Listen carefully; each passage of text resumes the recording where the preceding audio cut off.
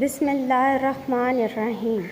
Assalamu alaikum my dear students and welcome to ASF e-learning program. This is lecture first class 5 subject math and presented by Miss Amna. जी student, जो book हम follow करेंगे वो है हमारे पास I did it mathematics class 5 from Cambridge University press. Okay my dear students, I hope everyone is stay at home and safe. Student, before I start my lecture, first of all I want to tell you something about how to maintain a maths copy. सबसे पहले मैं आपको बताना चाहूँ आपकी maths की 2 copies बनेंगी. एक आपकी मैथ्स की होगी और एक आपकी ज्योमेट्री की होगी. Maths copy single line copy होती है आपके पास, और जबकि ज्योमेट्री की आपकी इंटरलीफ की कॉपी होती है. इंटरलीफ की कॉपी कौन सी होती है? जिसका एक पेज सादा होता है और एक पेज लाइन वाला होता है. हम तमाम क्वेश्चंस लाइन वाले पेज पे लिखते हैं और डायग्राम हम हमेशा सादा पेज पे यानी कि ब्लैंक पेज पे बनाते हैं. और जो बुक हम फॉलो करेंगे वो है आपके पास I did mathematics class 5 from Cambridge. Okay my dear students. और आपने कॉपी कैसे मेंटेन करनी है? सबसे पहले आपने इंडेक्स आएगा आपके पास, ठीक है. इंडेक्स पे आपने चैप्टर नेम राइट करने हैं. आफ्टर दैट आपने नेक्स्ट पेज के ऊपर मिड टर्म सिलेबस होगा आपका. मिड टर्म सिलेबस के बाद आपका टाइटल पेज बनेगा चैप्टर का, चैप्टर नंबर 1 का. उसके बाद माइंड मैप बनेगा. माइंड मैप के बाद नेक्स्ट पेज पे आपने स्टार्ट करना है एक्सरसाइज करना. Okay students, now I am going to start my topic. Chapter number 1 sets. Sets के ऑब्जेक्टिव्स क्या है? The students will be able to understand what is sets. के सेट्स होते क्या हैं, method of representing the sets के हम sets को कैसे रिप्रेजेंट करते हैं, लिखते हैं, एंड टाइप्स ऑफ सेट्स, और हमारे पास क्या क्या कितने टाइप्स के सेट्स होते हैं. ओके माय डियर स्टूडेंट्स, चलिए जी स्टूडेंट्स हम स्टार्ट करते हैं. हम स्टार्ट करते हैं तो वर्ड कलेक्शन से. आपने बहुत कॉमनली ये वर्ड सुना होगा कलेक्शन. आप जानते हैं कलेक्शन का मतलब क्या होता है? उर्दू में बहुत अप्रोप्रिएट वर्ड जो कलेक्शन के लिए यूज़ किया जाता है वो कहते हैं किसी भी चीज़ का मजमुआ. अब मजमूए से क्या मुराद है कि एक चीज़ आपके पास सिंगल नहीं है, बहुत सारी चीज़ें हैं. जब बहुत सारी चीज़ें होती हैं हमारे पास, वो हमारे पास क्या कहलाती हैं? कलेक्शन कहलाती हैं. लाइक आपके पास यहाँ पे तस्वीरें देखें, बुक रैक की बनी हुई है. अब बुक रैक पे आपके पास एक सिंगल बुक नहीं है, बहुत सारी बुक्स हैं. उसके बाद मैंने फ्लावर ऑफ बुके मैंने उस पिक्चर में बुके के अंदर एक फ्लावर नहीं होता, बहुत सारे फ्लावर होते हैं. उसके बाद मैंने उसके साथ ही ओनो कार्ड्स की कलेक्शन है, उसमें एक कार्ड नहीं होते, बहुत सारे कार्ड्स होते हैं. Understand student. फिर मैंने नीचे एक डायग्राम है, उसमें कार्टून्स बने हुए हैं और बहुत सारे कार्टून कैरेक्टर्स बने हुए हैं, तो इट इज़ मोर देन 1. और यहाँ साइड पे एक और आपके पास डायग्राम बनाई है, इट्स अ शू रैक, जिसके अंदर बहुत सारे शूज़ रखे होते हैं. तो कलेक्शन क्या है? First of all you have to understand what does collection word mean. Collection का मतलब होता है बहुत सारी चीज़ें हैं, किसी भी चीज़ का मजमुआ जिसमें एक से ज़्यादा चीज़ें होती हैं उसे हम क्या कहते हैं? कलेक्शन. तो स्टूडेंट्स हमेशा याद रखिए, हमारे इर्द गिर्द हमारे सराउंडिंग में जो चीज़ें होती हैं वो हमेशा कलेक्शन में होती हैं, और ये जो कलेक्शन होती है इज कॉल्ड सेट्स. अब आए हम मैथमेटिकल टर्म में पढ़ते हैं. सेट्स क्या होते हैं? Set is a well defined collection of objects. अब यहाँ पे ये जो डेफिनेशन है इसकी 3 करेक्टरिस्टिक्स है. नंबर 1 है वेल डिफाइंड. वेल डिफाइंड का मतलब क्या होता है? Means does not vary person to person. वो चीज़ें जो एक इंसान से दूसरे इंसान से वेरी ना करे. वेरी का मतलब होता है चेंज ना हो, मेरे लिए भी सेम हो, आपके लिए भी और किसी और के लिए भी सेम हो. ओके. सेकेंड है कलेक्शन. कलेक्शन का मतलब होता है एक से ज़्यादा.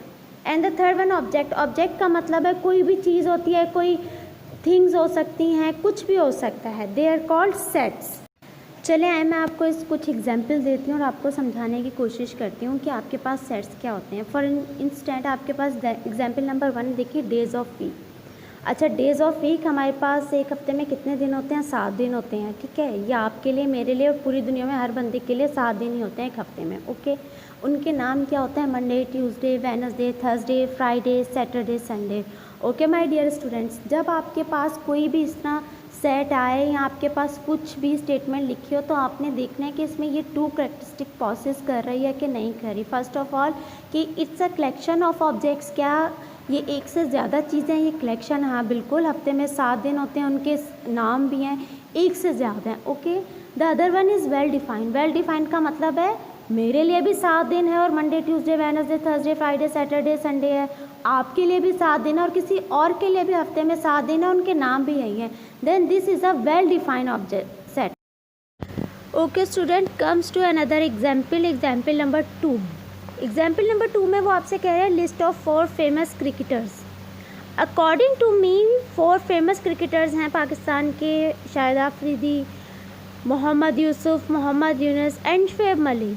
बट अकॉर्डिंग टू यू, आपके मुताबिक आप कहते हैं टीचर नहीं ये फेमस क्रिकेटर नहीं है, जो फेमस क्रिकेटर्स हैं वो है शोएब अख्तर, सरफराज, वसीम अकरम एंड इंज़मामुल हक. अब यहाँ पे क्या मेरे हिसाब से ये हैं और आपके हिसाब से ये हैं. Now here is a difference of opinion. Then हम इसे कलेक्शन तो कहेंगे पर इसे वेल डिफाइन नहीं करेंगे.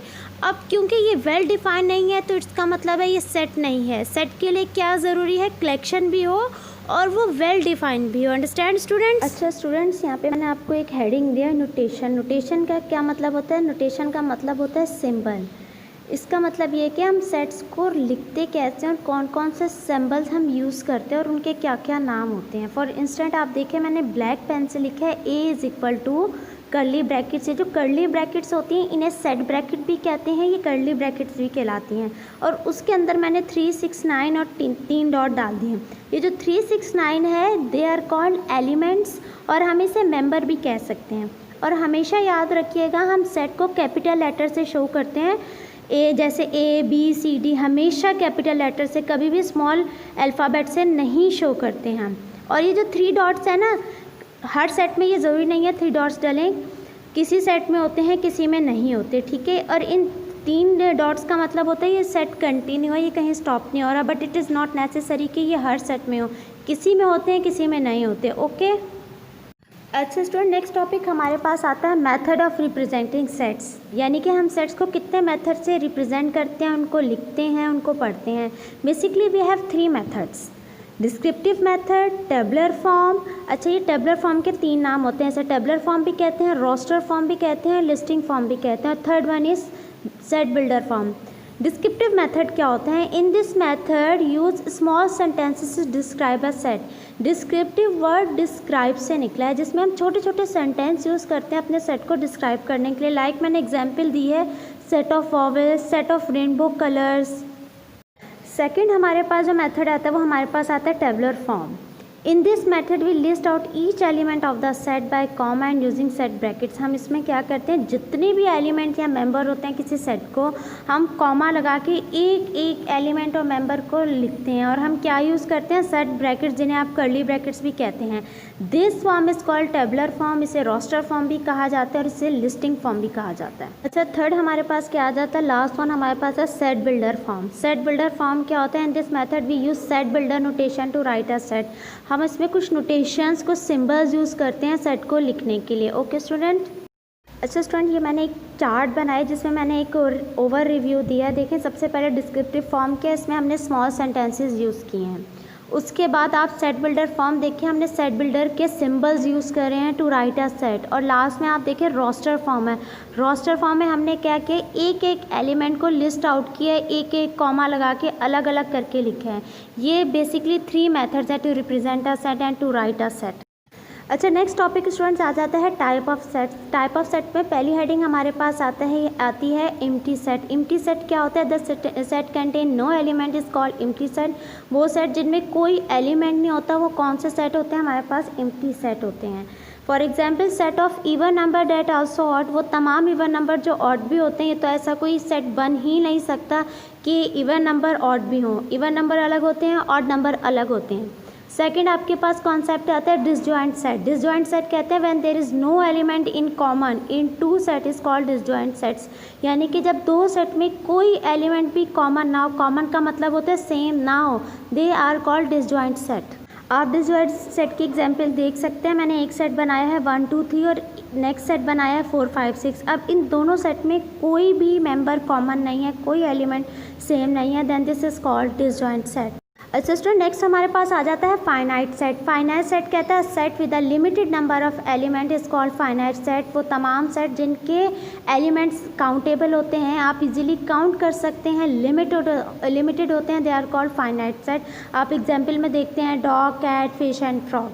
इनफाइनाइट सेट क्या होता है? Set with an unlimited number of elements, वो सेट जिसके एलिमेंट्स अनलिमिटेड होते हैं, अनकाउंटेबल होते हैं, आप काउंट नहीं कर सकते, they are called infinite set. For an instant आप इसके एग्जांपल देख सकते हैं, n इज इक्वल टू 1 2 3 4 5 और फिर मैंने उसके आगे 3 डॉट डाले हैं। ये जो 3 डॉट है इसका मतलब है इसके जो एलिमेंट्स हैं इस सेट के वो अनकाउंटेबल है, इनफाइनाइट है, अनलिमिटेड है, आप काउंट नहीं कर सकते उनको, दैट्स वाई हम इसे इनफाइनाइट सेट कहते हैं।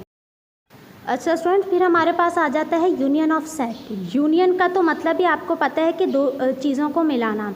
इसका मतलब क्या होता है? Means combine two set and write in ascending order. Union of set का मतलब होता है हम दो सेट्स को कंबाइन करते हैं और हमेशा असेंडिंग ऑर्डर में लिखते हैं। असेंडिंग ऑर्डर क्या होता है? छोटे से बड़े की तरफ जाना। फॉर इंस्टेंट आपके पास है a is equal to 1 2 3 4 and b is equal to 5 6 7 8। Union हमेशा, यूनियन का जो सिंबल होता है ना वो u होता है, capital U, this is the symbol of union. और मैंने इन दोनों सेट को मिला के लिखा है 1 2 3 4 5 6 7 8, this is the union of a set. अच्छा, लास्ट कॉन्सेप्ट हमारे पास स्टूडेंट आ जाता है intersection of set. Intersection of set का क्या मतलब होता है? Means there is common element between two set. जब हमारे पास किसी भी दो सेट्स में कॉमन एलिमेंट्स यानी कि सेम एलिमेंट्स हो तो वो हमारे पास क्या कहलाता है? Intersection of set. Intersection of set का जो सिंबल होता है वो उल्टा यू होता है। क्या होता है? कैपिटल उल्टा यू होता है। This is the symbol of intersection of set. और हम क्या कहते हैं? जैसे मैंने देखें a इज इक्वल टू 2 4 6 लिखा है और b इज इक्वल टू 4 6 8 लिखते हैं। दोनों सेट में कौन से एलिमेंट कॉमन है? 4 एंड 6। देन a इंटरसेक्शन भी आपके पास आता है 4 and 6। Okay student, this is the end of a lecture. I hope you understand. If you have any query, any question, you are freely to ask me anytime. Okay, thank you very much and Allah Hafiz students.